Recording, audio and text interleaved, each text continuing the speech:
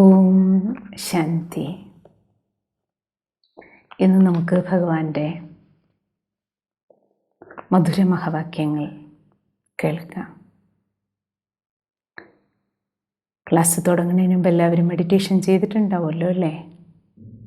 Commentary കിട്ടും meditation ചെയ്യാറുണ്ടോ? ഇപ്പം കമൻട്രിയുടെ ആവശ്യമുണ്ടോ എല്ലാവർക്കും? അതോ തനിയെ മെഡിറ്റേഷൻ ചെയ്യാൻ കിട്ടുന്നുണ്ടോ? ഭഗവാൻ എന്താ പറയണമെന്ന് കേൾക്കാം. മുരളി കേൾക്കുമ്പോൾ ഓരോ വാക്കുകളും കാണാൻ ശ്രമിക്കുക. ഭഗവാൻ ആത്മാവിനെക്കുറിച്ച് പറയുമ്പോൾ നമ്മൾ നമ്മളെ കാണുക, നമ്മുടെ ജ്യോതിരൂപം. നമ്മുടെ വീടിനെക്കുറിച്ച്, പരംധാമത്തെക്കുറിച്ച് ഭഗവാൻ പറയുമ്പോൾ നമ്മുടെ വീട്ടിലേക്ക് മനസ്സ് കൊണ്ടുപോകുക. പരമാത്മാവിനെക്കുറിച്ച് പറയുമ്പോൾ, ഈശ്വരനെക്കുറിച്ച് പറയുമ്പോൾ ഭഗവാനെ മനസ്സിലേക്ക് കാണുക. എന്തിനെക്കുറിച്ച് പറയണോ അത് കണ്ടുകൊണ്ട് കേൾക്കുക. അപ്പോൾ ഓരോ പോയിൻ്റ് മനസ്സിൽ പതിയും. അപ്പോൾ ക്ലാസ് കേട്ടുകൊണ്ടിരിക്കുമ്പോൾ, മുരളി കേട്ടുകൊണ്ടിരിക്കുമ്പോൾ തന്നെ നമുക്കൊരു മെഡിറ്റേഷൻ്റെ അവസ്ഥ കിട്ടും. ഭഗവാൻ പറയുന്നത്, മധുരമായ കുട്ടികളെ, ഈ പരിധിയില്ലാത്ത കളിയിൽ, പരിധിയില്ലാത്ത കളി, വലിയ കളിക്കളത്തിൽ കളിക്കാൻ. ബാക്കി കളിയൊക്കെ ചെറുതാണല്ലോ, അതിനാണ് പരിധിയുള്ള കളി പറയുന്നത്. 1 മണിക്കൂർ കളി, 2 മണിക്കൂർ കളി, അല്ലെ 5 മണിക്കൂർ കളി. നമ്മുടെ ജീവിതം തന്നെ കളിയാണല്ലോ. എത്ര കാലമായി കളി കളിക്കാൻ തുടങ്ങിയിട്ട്? ഈ ഒരു ജന്മത്തിൻ്റെ കളിയും അല്ലല്ലോ. എത്ര ജന്മങ്ങൾ എടുത്തെടുത്താൽ ഇപ്പം നമ്മളെല്ലാവരും ഇവിടെ എത്തിയിരിക്കണം. എത്ര ശരീരമാകുന്ന വസ്ത്രം മാറി. അപ്പോൾ ഈ കളിക്കളത്തിൽ നമ്മൾ കളിക്കാൻ തുടങ്ങിയിട്ട് അല്ലേ ഒരു കൽപ്പമായി 4 യുഗങ്ങളിലൂടെ കളിക്കുകയല്ലേ. ഇനി ആ ഒരു കൽപ്പത്തിൽ തന്നെ നോക്കുകയാണെങ്കിലോ 4 യുഗങ്ങളിൽ ഭഗവാൻ എന്താ പറയണേ? 4 യുഗം കംപ്ലീറ്റ് ആകുമ്പോൾ വീണ്ടും എന്ത് ചെയ്യും? കാലം ചാക്രികമാണ്, കറങ്ങും. അപ്പോൾ കൽപ്പങ്ങളായി നമ്മൾ ഈ കളിക്കളത്തിൽ കളിക്കുന്നവരാണ് അല്ലേ. അതുകൊണ്ടാണ് ഭഗവാൻ ഇതിനെ പരിധിയില്ലാത്ത കളി എന്ന് പറയണം. പരിധിയില്ലാത്ത കളിയിൽ ആത്മാവാകുന്ന അഭിനേതാവ് പാർട്ട്ധാരിയാണ്. പാർട്ട്ധാരി. നിങ്ങളുടെ നിവാസസ്ഥാനം, ആത്മാവിൻ്റെ വീട്, സ്വീറ്റ് സൈലൻസ് ഹോമാണ്. ഏതാണ്? Sweet silence home. മധുരമായ ശാന്തിധാമം. അതാണ് ആത്മലോകം. അവിടേക്ക് ഇപ്പോൾ നിങ്ങൾക്ക് പോകണം. എവിടേക്ക്? വീട്ടിലേക്ക്. നാടുകളുടെ പൂർത്തിയാകുകയാണല്ലോ. കളി കഴിഞ്ഞിട്ട് ആക്ടേഴ്സിന്, അഭിനേതാക്കൾക്കെല്ലാം എവിടെ പോകണം? വീട്ടിൽ പോകണം. വീട്ടിൽ പോയിട്ട് വേണം വീണ്ടും അടുത്ത കളി കളിക്കാൻ നമുക്ക് വരാൻ. ഓരോ തവണയും കളി പൂർത്തിയാകുന്ന സമയമാണ് ഇത് സംഗമയുഗം, കൽപ്പാന്ത്യകാലം. കലിയുഗത്തിൻ്റെ ഈ അവസാന സമയമാണ് നമ്മൾ കളി പൂർത്തിയാക്കി വീട്ടിൽ പോകണം. വീട്ടിൽ പോയിട്ട് വീണ്ടും എന്ത് ചെയ്യണം? സത്യയുഗം മുതൽ കളി പുനരാവർത്തിക്കപ്പെടും. ചോദ്യം: ഈ ഡ്രാമയിലെ കളിയെ യഥാർത്ഥ രീതിയിൽ അറിയുന്ന കുട്ടികൾ എന്ത് വാക്കുകൾ പറയില്ല? എന്ത് വാക്കുകൾ പറയില്ല? വായിന്ന് എങ്ങനെയുള്ള വാക്ക് വരില്ല? ഡ്രാമയുടെ കളി അറിയുന്നവർ എന്ത് പറയില്ല? എന്ത് പറയില്ല? ഭഗവാന്റെ ഉത്തരം കേട്ടോളൂ. ഭഗവാൻ പറയണേ, ഇങ്ങനെ സംഭവിച്ചില്ലായിരുന്നു എങ്കിൽ ഇങ്ങനെയാകുമായിരുന്നു. ഇത് നടക്കാൻ പാടില്ലാത്ത കാര്യമായിരുന്നു. ഇത് ചെയ്യാൻ പാടില്ലാത്ത കാര്യമായിരുന്നു. ഇങ്ങനെ സംഭവിക്കാനേ പാടില്ലായിരുന്നു. ഇങ്ങനെയുള്ള വാക്കുകൾ ജീവിത നാടകം എന്ന കളിയെ ശരിയായി മനസ്സിലാക്കുന്ന കുട്ടികൾ പറയില്ല. മനസ്സിലായില്ലേ പറഞ്ഞ ബാബ? എന്താ പറഞ്ഞേ? കളിയാണ്. ഓരോ അഭിനേതാക്കളാണ് ഓരോ ആത്മാവും. ഓരോ ആക്ടേഴ്സും നാടകത്തിൽ അവരവരുടെ ഭാഗം അഭിനയിക്കുകയാണ്. സാധാരണ ഒരു ഡയറക്ടർ, സംവിധായകൻ പാർട്ട് പറഞ്ഞു കൊടുക്കും. എന്ത് ഡയലോഗ് വരെ പറയണമെന്ന് പറയും. അതാണ് സിനിമയിലും നാടകത്തിലും സീരിയലിലും ഒക്കെ അഭിനയിക്കുന്നവർ അഭിനയിക്കുക. സംവിധായകൻ പറഞ്ഞു കൊടുക്കുന്നത് പോലെ തന്നെയാണ് അഭിനേതാക്കൾ അഭിനയിക്കുക. ഡയലോഗ് ഉൾപ്പെടെ, ആക്ഷൻ ഡ്രസ്സ് അല്ലേ, എല്ലാം ആക്ഷൻസ്, എന്ത് ആക്ഷൻ കാണിക്കണം, എങ്ങനെയുള്ള ഡയലോഗ് പറയണം. പക്ഷെ ജീവിത നാടകത്തിൽ എന്താ സംഭവിച്ചേ? ഡയറക്ടർ പറയുന്നത് പോലെയല്ല ഇപ്പം നമ്മൾ അഭിനയിച്ചുകൊണ്ടിരിക്കണേ. ഇപ്പം നമ്മൾ ഓരോരുത്തരും എങ്ങനെ അഭിനയിക്കണേ? ഡ്രാമ, നമ്മുടെ അഭിനയം ഇതിൻ്റെ ഉള്ളിലുണ്ട്. ഏതിൽ? ആത്മാവാകുന്ന ആ ചിപ്പിൽ. നമ്മൾ ഫോണിലൊക്കെ മെമ്മറി കാർഡ് ഇടില്ലേ അല്ലേ?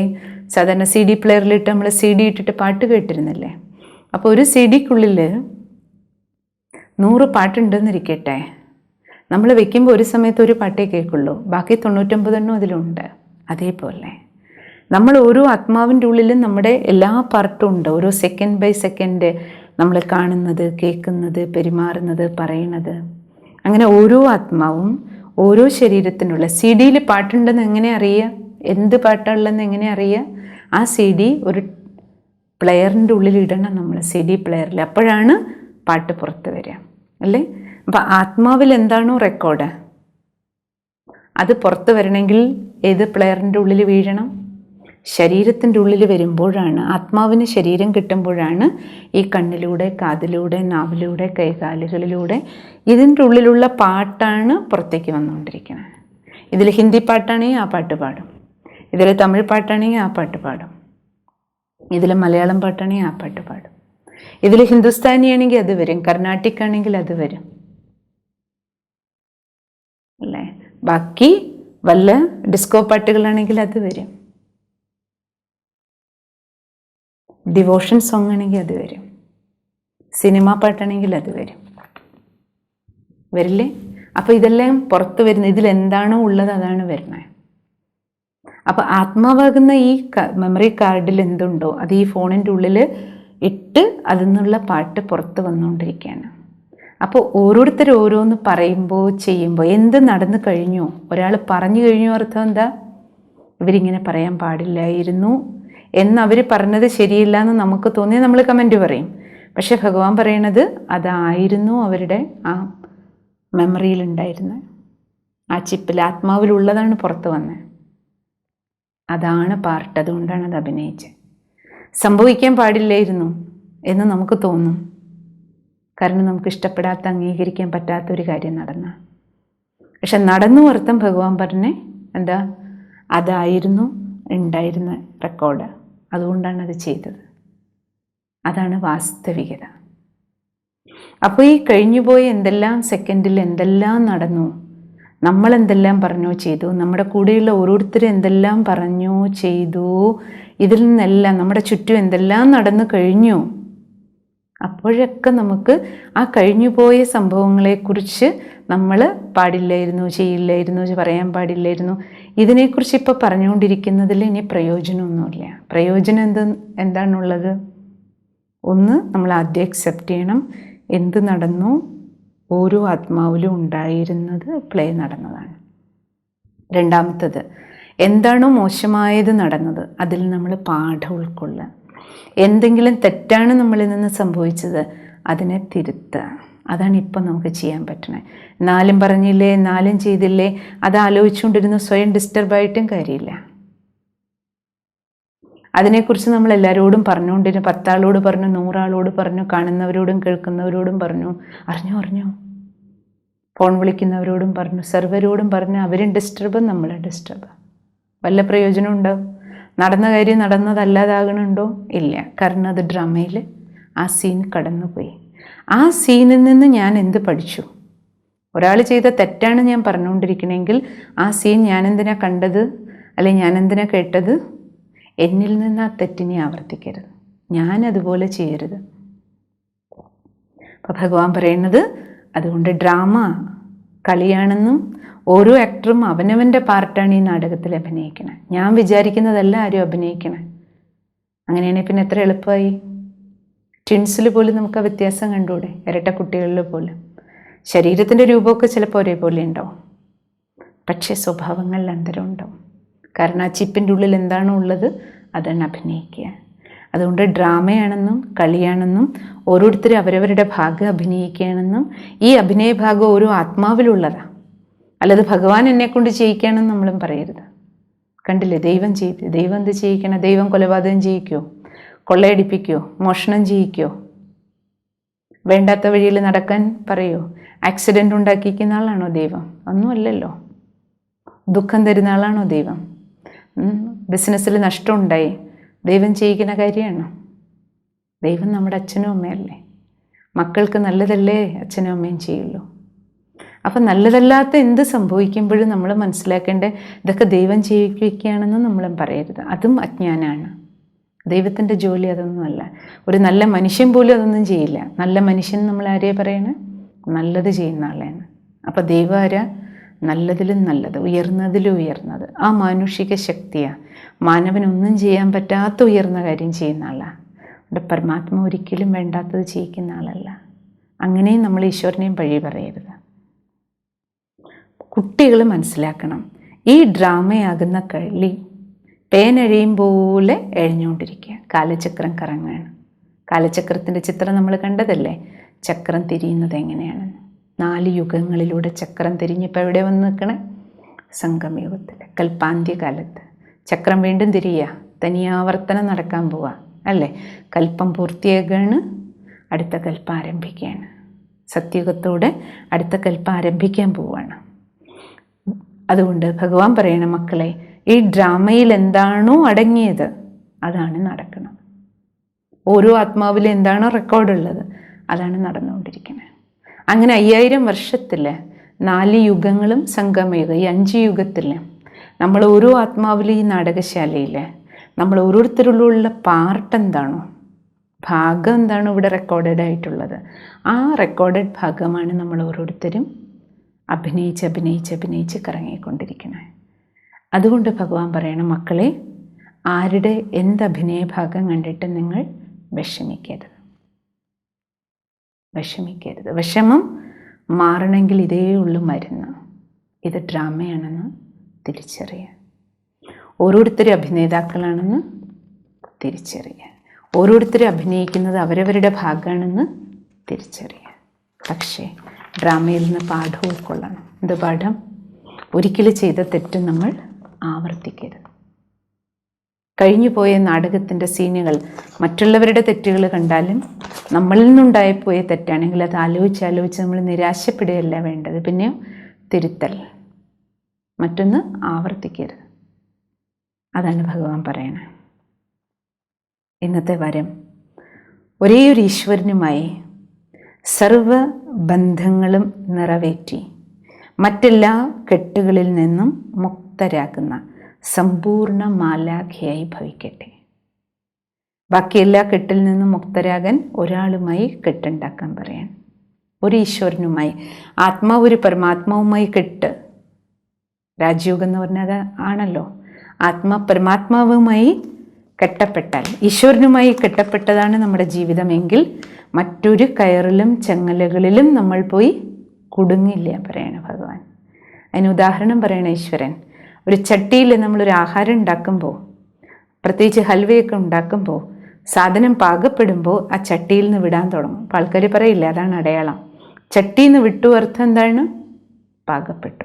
അതേപോലെ നമ്മളുടെ മനസ്സ് പരിപക്വമാകുമ്പോൾ, ജ്ഞാനം കൊണ്ടും ധ്യാനം കൊണ്ടും പരിപക്വമായതിൻ്റെ ലക്ഷണമാണ് എന്താ പരിപക്വത? നമ്മൾ ആരാണെന്നും ഈശ്വരൻ ആരാണെന്നും അറിഞ്ഞ് പരമാത്മാവുമായിട്ടുള്ള കണക്ഷൻ വെച്ച് ജീവിക്കാൻ തുടങ്ങുമ്പോൾ നമ്മളും ചട്ടിയിൽ നിന്ന് വിടാൻ തുടങ്ങും. എന്ന് പറഞ്ഞാൽ എന്താ അർത്ഥം? ആദ്യത്തെ ചട്ടി ഇതാണ്, ദേഹമാണെന്ന ബോധം. ആത്മബോധം വരും, ഒട്ടിപ്പിടുത്തം കുറയും. ദേഹം, ദേഹധാരികൾ, വസ്തു, വ്യക്തി, വൈഭവം, സ്ഥാനം, മാനം, എന്തിലൊക്കെയാണോ ഇപ്പം നമ്മൾ പോയി ഒട്ടിയിരിക്കണേ, എന്തെല്ലാം കയറുകളാണോ നമ്മളെ പിടിച്ച് കെട്ടിയിരിക്കണേ. ഓരോരുത്തർ എന്തിലെല്ലാമാണ് കെട്ടപ്പെട്ടിരിക്കുന്നത്? ചിലർ പൈസയിൽ കെട്ടപ്പെട്ടിരിക്കുക, ചിലർ പദവിയിൽ കെട്ടപ്പെട്ടിരിക്കുക, ചിലർ സ്ത്രീയിൽ കെട്ടപ്പെട്ടിരിക്കുക, ചിലർ പുരുഷനിൽ കെട്ടപ്പെട്ടിരിക്കുക, കാമത്തിൽ, ക്രോധത്തിൽ, അഹങ്കാരത്തിൽ, സൗന്ദര്യത്തിൽ, പദവിയിൽ, അധികാരത്തിൽ, അല്ലേ, അഹങ്കാരത്തിൽ. ഇതെല്ലാം ചങ്ങലക്കെട്ടുകളാണ്. ഈ കെട്ടുകളിൽ നിന്നെല്ലാം മുറിക്കാൻ ഒറ്റക്കെട്ടിൽ കെട്ടപ്പെടാൻ പറയാണ് ഭഗവാൻ.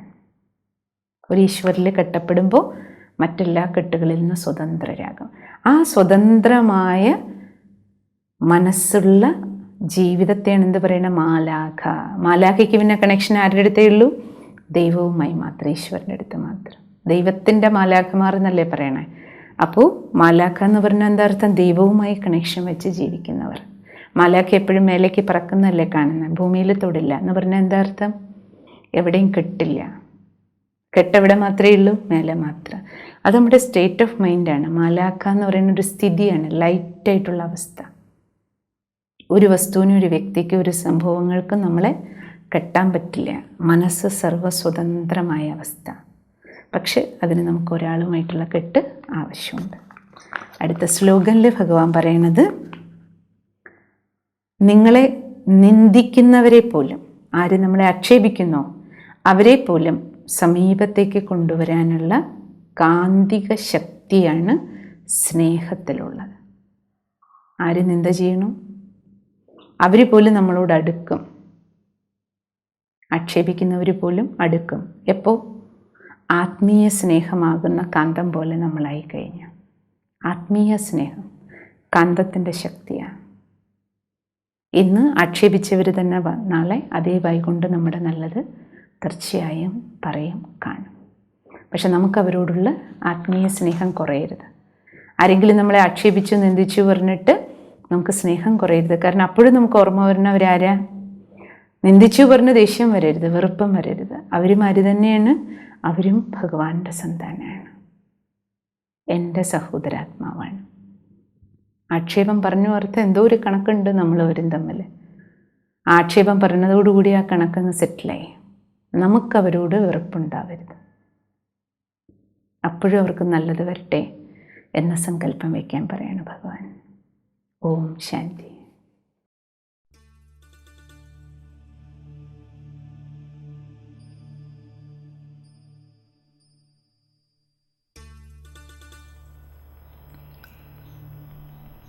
ഓം ശാന്തി.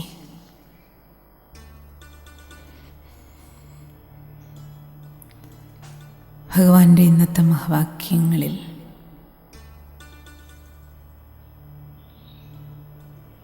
ഈശ്വരൻ എന്താണ് പറഞ്ഞത്? നിങ്ങൾ പാർട്ടധാരികളാണ്.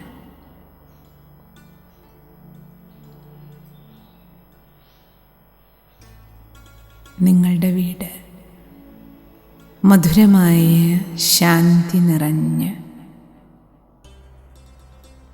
ശാന്തിധാമമാണ്.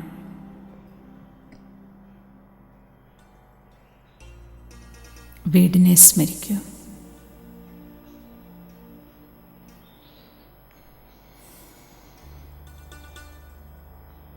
ഒരു സെക്കൻഡിൽ ഈ ശബ്ദത്തിൻ്റെ ലോകത്ത് നിന്ന് നിശബ്ദതയുടെ ലോകത്തിലേക്ക്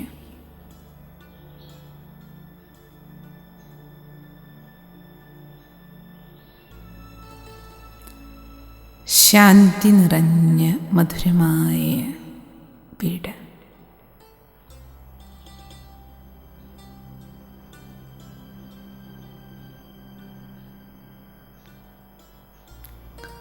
സമ്പൂർണ്ണ നിശബ്ദതയിൽ, സൈലൻസിൽ പീസ്, ശാന്തി അനുഭവം ചെയ്യാം.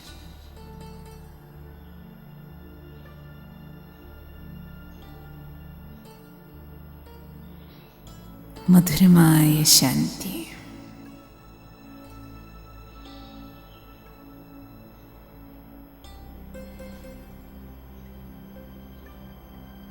ശാന്തിയുടെ മാധുര്യം നുണയും.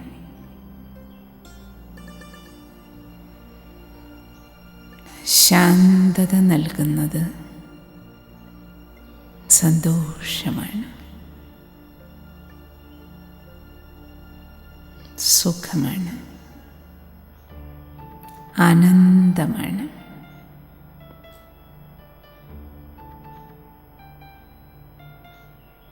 പരമമായ ശാന്തിയിൽ ഭഗവാനോടൊപ്പം, പരമമായ ശാന്തിയുടെ സുഖത്തിൽ ഈ വീട്ടിൽ നിന്നാണ്, സ്വീറ്റ് സൈലൻസ് ഹോമിൽ നിന്നാണ് ഞാൻ നാടകശാലയിലേക്ക് വന്നത്.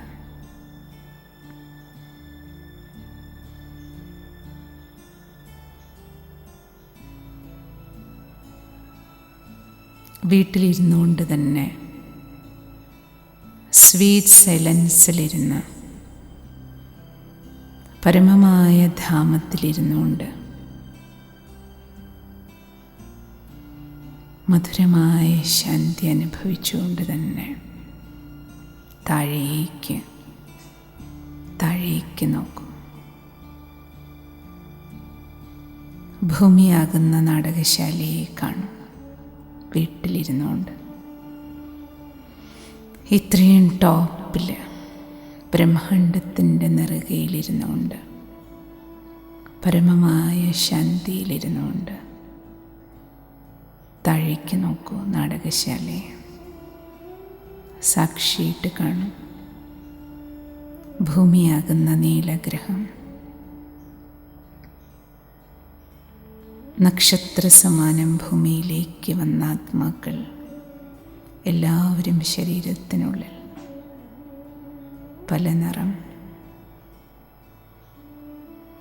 പല വേഷം, പല നാട്, പല സംസ്കാരം, സ്ത്രീ പുരുഷൻ 2 വസ്ത്രം, എന്തെല്ലാം ഭാഗങ്ങളാണ് അഭിനയിക്കുന്നത്. എവിടേക്കെല്ലാമാണ് ഓടുന്നത്, എന്തെല്ലാമാണ് ചെയ്തുകൊണ്ടിരിക്കുന്നത്. എല്ലാവരും ഓട്ടത്തിലാണ്. നല്ലതും കെട്ടതും വേണ്ടതും വേണ്ടാത്തതും എന്തെല്ലാമാണ് ഈ നാടകശാലയിൽ നടന്നുകൊണ്ടിരിക്കുന്നത്.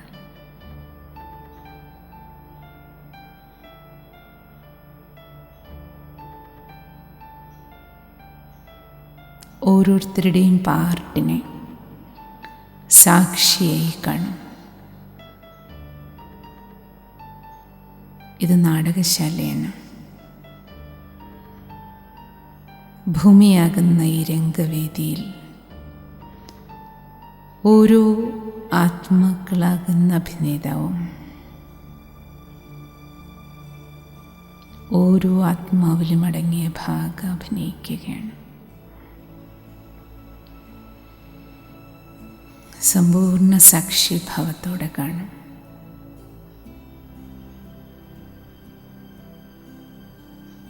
ഓരോ ശരീരത്തിലും സ്വന്തം വീട്ടിൽ തന്നെ നോക്കൂ.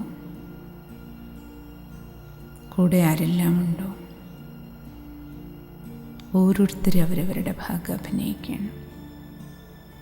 അച്ഛൻ, അമ്മ, മക്കൾ,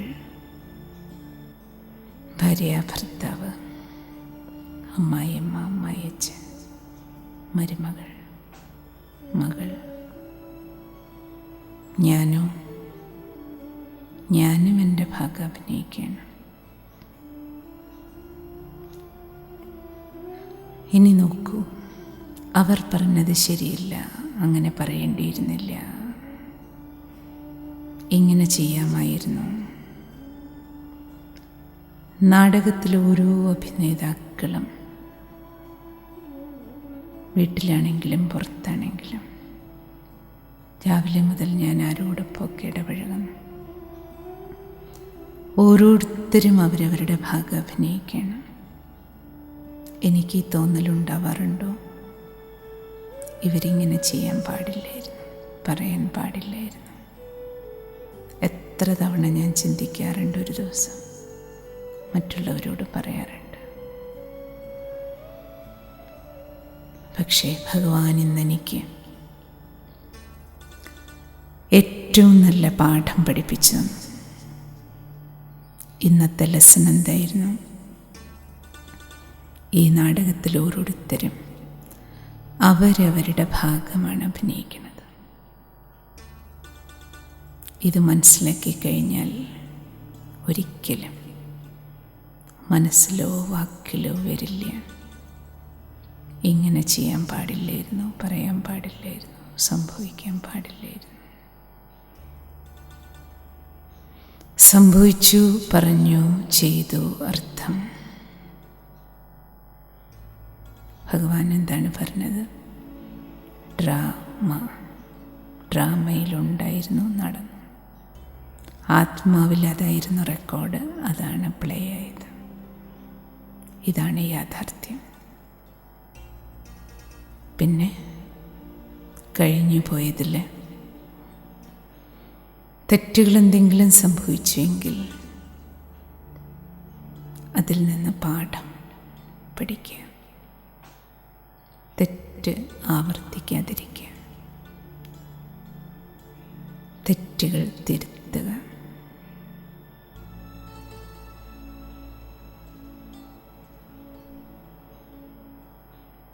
സംഭവിച്ചതിനെക്കുറിച്ച് ഓർമ്മിച്ച് ദുഃഖിച്ചും സമയം പാഴാക്കണ്ട.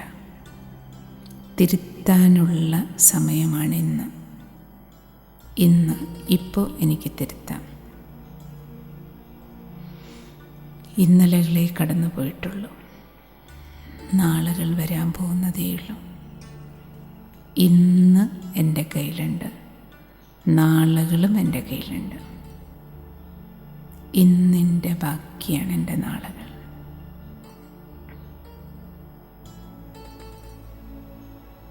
ഞാൻ എൻ്റെ പാർട്ട് ഏറ്റവും ഭംഗിയായി അഭിനയിക്കും. ഓം ശാന്തി.